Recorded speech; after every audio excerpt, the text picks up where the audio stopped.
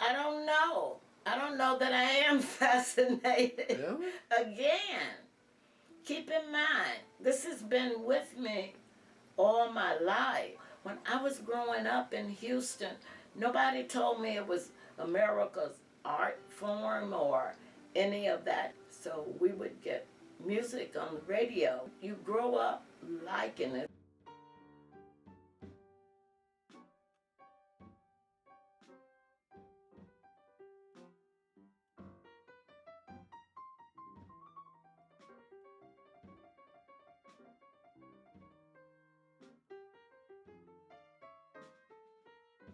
WBGO was part of the reason why I became a jazz musician. When I was growing up in New Jersey, I always used to listen to my heroes, Rhonda Hamilton and Gary Walker and James Brown and Michael Anderson playing this great music, made me fall in love with it. And jazz has taken me to 25 countries around the world. It's put me in touch with teachers in all these different places and made friendships in all these different places. And I hope to make that available to young people so this circle of life through jazz can continue for generations to come. This program was originally started in 1993 by Emily Weingart. She decided that she would like to take the program to an urban area so that young people who didn't have access to jazz could learn about jazz music. Seeing the light in someone else's eye brighten because they discover something new is one of the most joyful experiences I've ever had as a human being. By his apron strings, yeah. Most singers are born singing. You know, you come out and I can tell when an infant is going to be a singer. They are little babies and they're, and then eventually when you see them as toddlers, if I see a little kid singing in the store, I'll always ask the mother, I said, does he sing all the time? And she says, all the time. I think jazz is a struggle because of everything else that's out there, mainly technology. There is so much to choose from. You almost can be entertained. Well, you can, and never have to leave your house. It is important that we give them access. We give them some viable avenues to see, hear, touch, experience this music called jazz and its foundation, blues and spirituals. Now we have to figure out how to infiltrate back into the schools what was stolen from those who need to access this music. The good news is if 5, 10, 12 kids benefited, that's great, but we are trying to reach the masses. Audiences are getting older and older, which means they will die. That's just the way life is.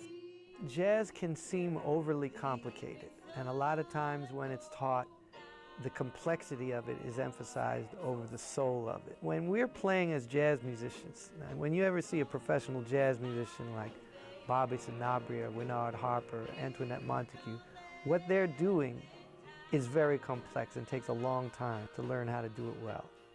But entering the music should never feel complex. This is the most accessible music in the world because it's all based on a rhythm that we have inside our bodies, the heartbeat. You see, when Africans were enslaved in America, they had their drums taken away. Those drums were seen as a threat by the slave masters, and they were afraid. So the Africans did something so unbelievably resourceful and intelligent. They found this rhythm inside their own body, a rhythm that could never be taken away. And they built a music that healed their community, helped them survive the horror of slavery, and they shared that music with the world, and it became a healing music for the entire world. That rhythm is inside our body. Jazz power is inside our bodies. That was Malena with the voice solo. I decided to write this for you. Thelonious Monk at 100 years old, so many stories yet to be told. Like physics, algebra, and chemistry, Monk's music is filled with asymmetry. When you learn about jazz, you learn to listen better to other people. And everybody wants a friend who's a good listener. It's so easy for us to talk. But jazz teaches us there's a time to solo and there's a time to listen to somebody else solo. And in my case, as a pianist, to accompany.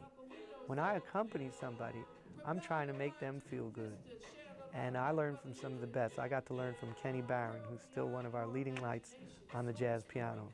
And he used to accompany everybody else, and he was never the star. He was playing with Stan Getz, or he was playing with all these different people, even though he was a great pianist himself. But everybody loves Kenny Barron. And that's what I always aspire to. Elizabeth, Carrie, Mary, Rosie, Inez.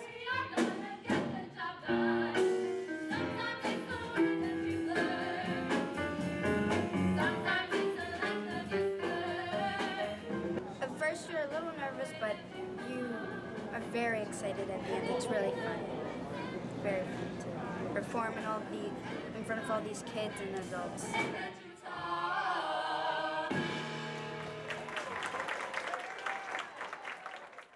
It's relaxing. It gives you a little bit to think about. It broadens their horizon. Now they could think about different types of music. They learn different things. If they only listen to rap and R&B, they would never know about jazz and opera and, you know, a little bit to learn. Why do you like music? Because I love to learn and go on a date and play the music. And what about you, miss? Because I like music, because the instruments and different kind of instruments make different kind of sounds. I'm sure you're a fan, but the fascination is not there. Right? I don't think so. Why is that in particular? I never thought about it like that. Maybe next week I'll say Al was right. I am fascinated. Maybe there's another word you... Do you love jazz? Yeah, I do. Now that I do. December 5th, 1977, my son will be dead. 40 years. I'm fascinated with him.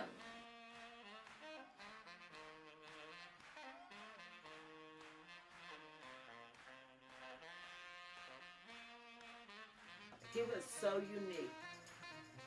Not because he was a great horn player, because what he did was impossible. Everything was through dreams. He dreamed about those instruments and then went out. And the playing of the three horns in harmony, and you can't discount it because it's there on film. And when he used to do that nose flute thing, stuff like that fascinates me. And I used to watch him night after night, and I would say that is absolutely impossible.